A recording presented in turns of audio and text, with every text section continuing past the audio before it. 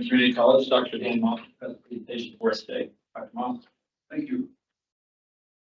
Welcome, everybody. Welcome to Wheeling and welcome to West Virginia Northern Community College. We're delighted to host you here today.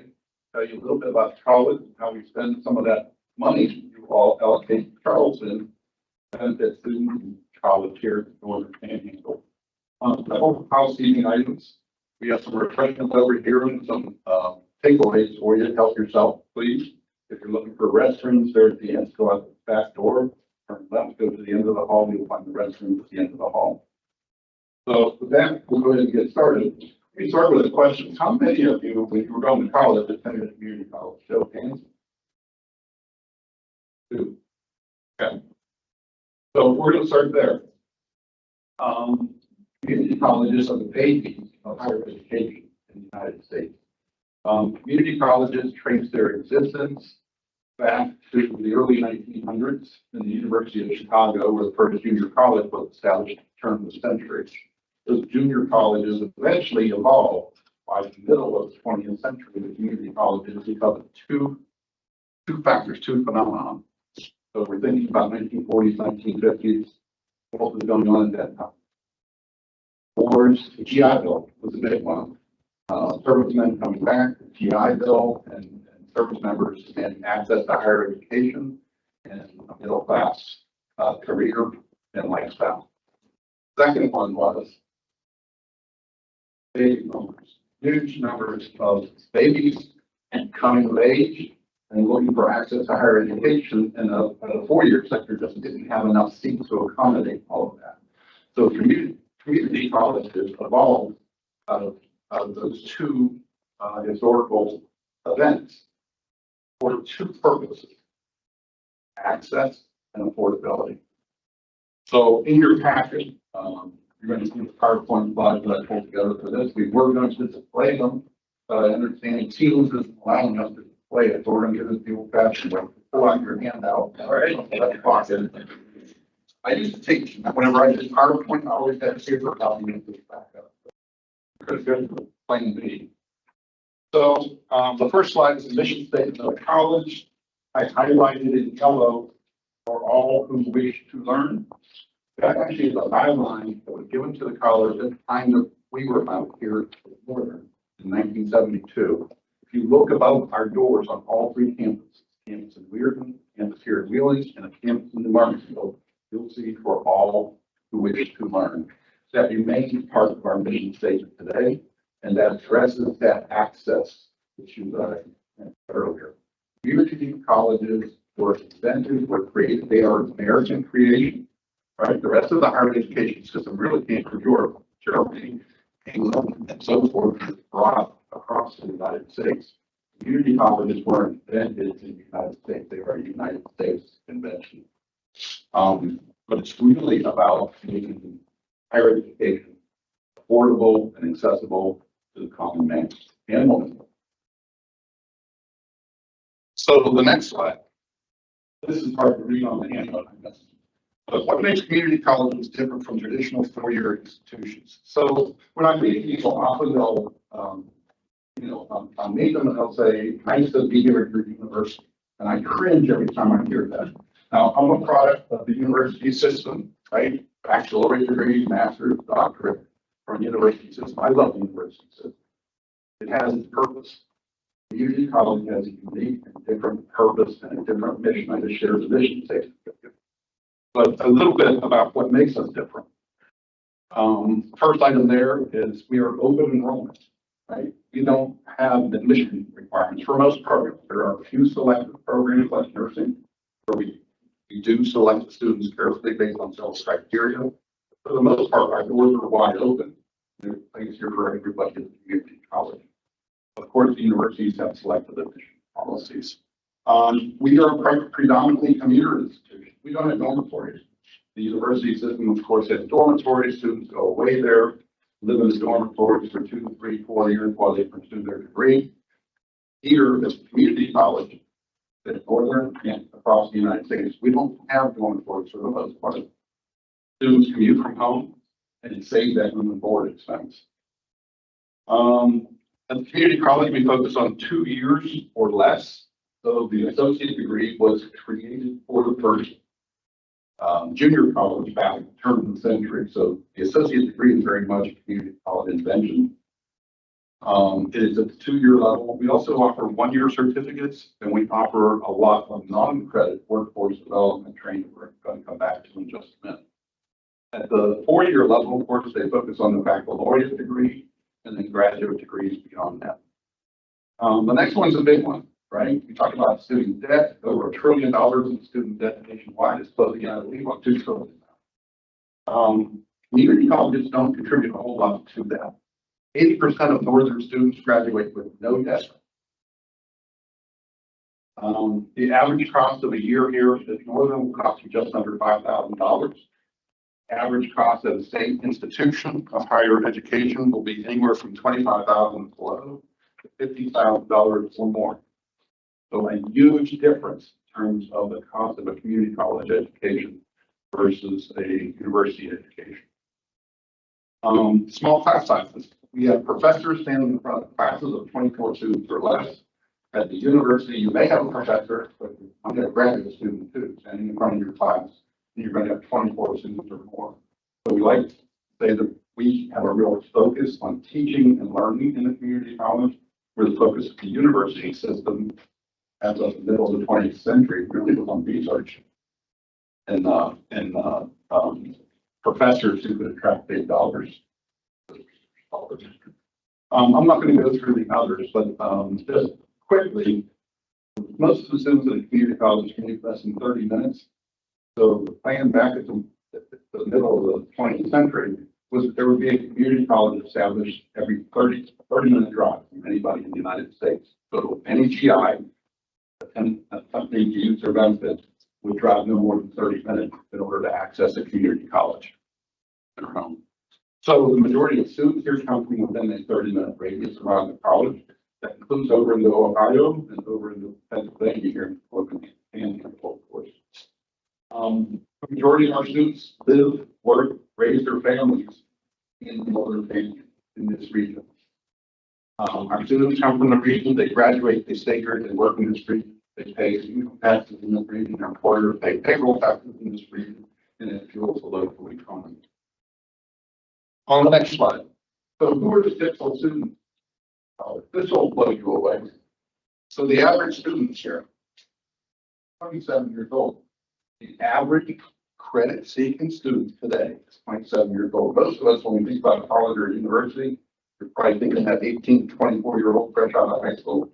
That was our predominant demographic years ago. So today our average student is 27. And we have a lot of those 18 to 24-year-olds. But we have just as many people who are 35, 40, 45, 50. They are predominantly first generation. More than half of them are the first generation, which means no one in their immediate family has ever gone to college before. That's important, and that those people are using to trail through the college or university while they're attending. They don't know what a bursar is or a registrar. They don't even know what tuition and fees are. They have to learn all that on the fly. So it's a very different system. We have our own vocabulary. We have our own processes. Very different from what first generation students experience in their high school. Even getting their first schedule and registering for classes, right? At the high schools, that's done for them by the guidance counselor. And when they show up in the fall, they're into the schedule. That's not done here, right? Students have to show up here, talk to an advisor, plan a program, select their courses, and schedule on their own. They are low income. Over 60% of northern students are relying on some form of federal or state aid in order to pay for college. They are predominantly female. You know, another big phenomenon of the middle of the 20th century was the civil rights movement and more people demanding access to higher ed. Also, the women's movement, right? So more and more women wanted access to higher education. Before the turn of the century, predominantly, and even up until the middle of the 20th century, most of higher education was male. But 1950 and beyond, women are showing up in huge numbers. Right now, our enrollment here at Northern is roughly 2/3 female, 1/3 male. Well, Doug got women are taking over. And it's not unusual to walk down this hallway on a given day and see a mother, a single mom, walking down the group of classes with one in tow or two in tow. Pretty common. So single moms are very common. And working adults, 70% of northern students working for part-time or full-time while they're attending college. So they're already in the workforce. Next slide, two statistics for you on college to give you a sense of how we're doing on enrollment head count. So the first one is annual unduplicated head count. So for those of you who work in businesses, annual unduplicated head count is the number of customers you serve in a year. So for Northern, you can see our unduplicated head count has gone from, I'll put my glasses on to see this. Looks like 2009. Right. 46. Oh, you're 50%. So the gray bar represents our total enrollment, credit and non-credit. We're going to come back to non-credit. See that 2 years ago, 2021, it was 2009. In the 2 years since then, it's increased to 2646 as of June 30th this past year. These are not, this does not include our current semester. That'll be in the next fiscal year. So you can see pretty strong growth there over 2 years, even during COVID. And if you look at the two other bars, the red bar is our credit enrollment. That's kind of fluctuating around 1,800, and it's relatively flat. The growth has really been in the non-credit area. It's come from just under 200 programs, just under 200 head count to over 800 as of June this past year. We think this current year will go over 1,000 head count. We'll probably hit 3,000 students. So really strong growth of college, even at a time when most colleges and universities are struggling. Most colleges and universities, they've been flat for 3 or 4 years with COVID and even coming out of COVID. This year, we saw a slight uptick in community college enrollments, but Northern grew at 14% last fall, with credit enrollment, 14% and 10% this fall. So we're seeing really strong growth, both in credit and non-credit. That is about credit is what we're seeing strong growth in the fall. We saw a decline in the spring, so it offset growth. But again, the growth that we're really seeing, strong growth of non-credit programs. Annual FTE is another measure, a standardized unit of measure for instruction. It represents 15 credit hours or 450 class hours of instruction. And it's just a measure, a standardized measure of productivity for the college. You can see those numbers moving similar to the head count numbers, both in terms of the overall numbers, in terms of the credit, as you're seeing the same kind of growth pattern. The next slide is student aid at Northern. So Northern students receive approximately $2.2 million in federal Pell Grants.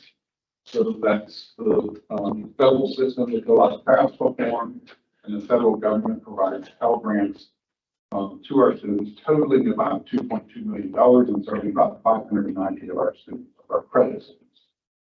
Right below that, West Virginia state funding from several sources, and I'll go through them, amounts to about $1.4 million, and that serves just over 600 students, credit students, for a total of $3.7 million in total student aid.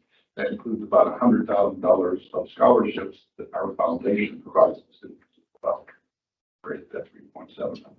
West Virginia state aid is broken down into 5 different programs. One of high interest to us, and I'm sure to you, is West Virginia Invest. In the most recent fiscal year, our students leveraged about $365,000. From 2021 to the current year, our students, about 300 of them, have leveraged about $1 million in West Virginia Invest funding. So they wouldn't be in college today for one for West Virginia Invest.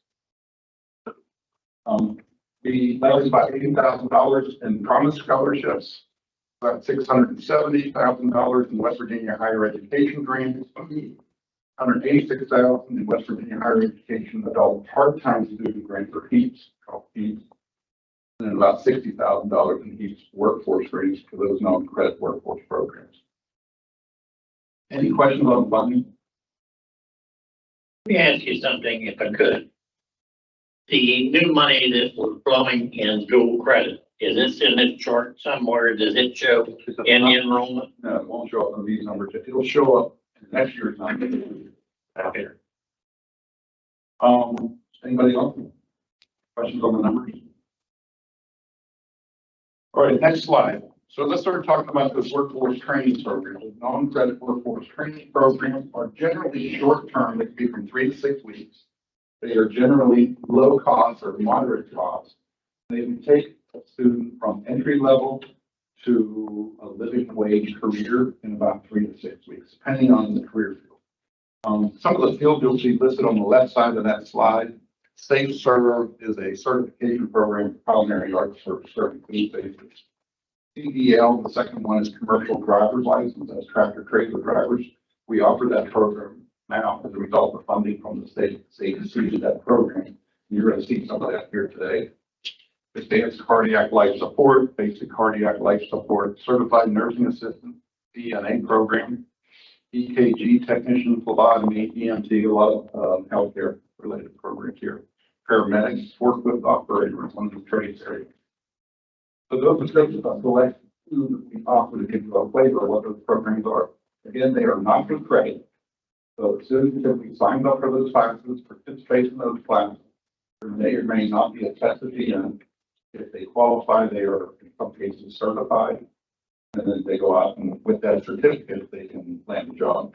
An example of that is our welding program. We have a very good welding program here. You can see that at the time of the oil and gas expansion here in the Northern Panhandle. That program survives to this day. It serves the oil and gas industry, but it also serves local manufacturers, local construction contractors, and so forth, with welders. But that program is an AWS, American Welding Society, certified program. Program is certified, and then we test students in that program before they graduate to make sure that they're welding at AWS standards. So that's an example of the certification we're talking about. On the next slide, select workforce training programs and business partners and clients. So on that slide, if you look down that side, there are some notable names there: Technocab, Thurman P. Williams, Brightwood, Mardi Gras Gaming, Mountaineer Racetrack, Wheeling Island Racetrack, all firms that we have provided training for in the last year or two. You can see the number of hours of training, relevant number of hours that we're providing for those firms. State workforce grants, again, this is state money, the money that you will allocate for workforce training, either through advanced grants, we call them, or inner grants. And you can see about a dozen programs down the left side. Well, CDL, EMT paramedic, all receiving these state grants, and we're to seed programs here in Northern. These programs wouldn't exist at Northern if it weren't for the state funding would make them possible. The CDL funding, you see there, it's $500,000. That's actually 3 years of seed funding. It paid for trucks. It paid for the initial hiring of 3 years of instructors in order to offer those programs, equipment, so forth, for that program for 3 years. I think we're in the third year of the CDL program. EMT paramedic, very similar. I think we started that program 1 year later, so we're probably at the end of the second year going into our third year. We started EMT paramedic with next to nothing. We had a lot of local fire departments and politicians saying, you know, there's an absolute lack of EMT paramedic training. It's a desperately needed area here in the Northern Panhandle about 4 years ago. We put a program into place. We secured funding from the state. We equipped a lab for EMT paramedics. The state has provided the ambulance park in the back parking lot here about a year ago. State funding came through and provided the 7 or 8 of those from the state. That's one of them that's assigned here. But again, if the programs wouldn't exist, we wouldn't be able to meet that community need if we were up to this state funding. That's in those programs. And then you can see some of the other programs with the level of funding. The dual enrollment pilot program, I had a question on that a little bit earlier. On the next slide, we have started working with our local high schools in order to offer dual credit courses. We've got it set up as 2 credits in the junior year and 2 credits, sorry, 2 courses in the junior year. primarily focused on the CPE high school career and technical education programs. So you'll see the first 4 programs there were offered this fall for the first time. It includes teacher education to grow your own program, nursing, welding, and business. So those 4 are set up. We have MOUs with the high school. Everyone's in agreement on that. And teachers have met with faculty members. We've aligned curriculum. We're offering, again, 4 credit classes, 2 at the junior year, 2 at the senior year, aligning with CTE programs in those top 4 areas. The next 6 that you see there are 6 that we're proposing for this spring. We're working on those right now with our partners. Deferred maintenance. Thank you for the funding that you set aside for deferred maintenance. As you can see, we are in historic properties here. They are oldest building built in 1953. It's expensive to operate, it's expensive to maintain. And without this, we wouldn't be able to keep the facility in the kind of shape you see. From the outside, this building is original. The inside was totally made over in 1973 to prepare for community college. So if you think about 1973, that means drywall everywhere, right? This was a grand railroad station with granite columns and marble floors and orders. It was all covered with ceramic tile and drywall and so forth. You see it looks very institutional on the inside, but the outside is near original. Anyhow, that exterior needs some work. It's clean. The grout joints are falling apart in some areas that need redone. It needs waterproof and reserved. So about $2 million of that deferred maintenance money goes to preserving the B&O buildings, and about $500,000 to the courtyards.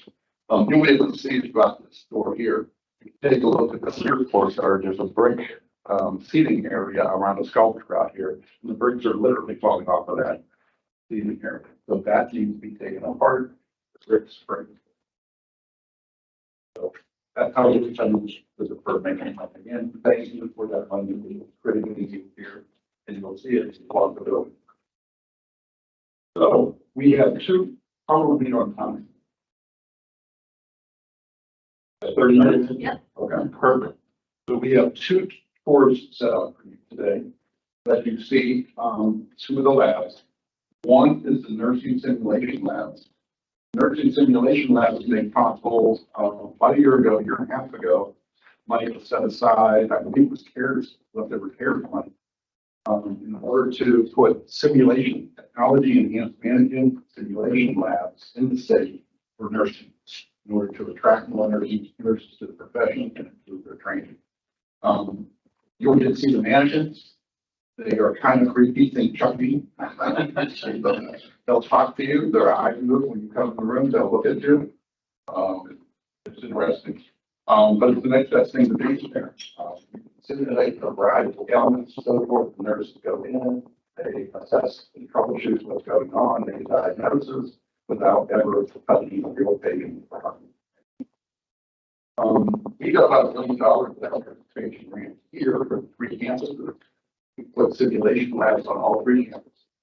2 are smaller than what you see here. There are 4 patient rooms here. There are 2 patient rooms in the other 2 campuses.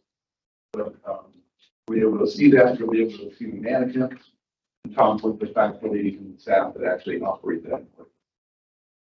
The second one is the CDL program, EMT. We kind of combine them. We've got 2 tractor trailers today as a result of that $500,000 funding. The EMT ambulance is parked out back. That's separate funding that will be available. But we're going to have on the 4th floor of this building, the state recently made available CDL simulators. It's essentially the cab of a tractor trailer with 3 video monitors around you. It's the next best thing to be there. They can simulate all kinds of road conditions. Couldn't do in a live truck, like snowstorm, like deer running out in front of you, or a pedestrian running out in front of you. Monitor what your reactions are, and then make corrections right there in the classroom. That, rather than dynamite brakes, you should pump brakes and turn the wheel, or whatever the correct action is. I don't know what the correct action is, but we can monitor that and provide that kind of instruction in a dangerous situation could fly on grid. So CDL EMT demonstration will be here on the 4th floor. Go to either end of the building, take the elevator to the 4th floor, and then come down to this end of the building. You'll see the CDL simulator here. We're going to take about half of you out to take a look at that CDL simulator, put some of you in the driver's seat. The other half, we're going to take right across the street here to the EC building and up the elevator to the 4th floor. About halfway down the floor is the nursing simulation lab. So can we just do it this easily? Can this be the first group? Be the second group? Okay. The first group. Bill, you want to say first group? Bill, fine, put your hand up, Bill. It will follow Phil up to the 4th floor of the BMO buildings with the CDL simulator. Second group, you're going to follow Bonnie. Bonnie's okay. Bonnie's going to walk you over to the building, take you to the 4th floor of the simulation lab. All right, Dr. Moffett, we're gonna clean up real quick. So, appreciate your presentation as we separate here. Let Delegate Mallon make a motion to adjourn. All right, Delegate Mallon, motion to adjourn. All those in favor say yea. Hey. All those opposed say nay. We're adjourned. Thank you. Thanks. Thank you all. Thanks for coming out.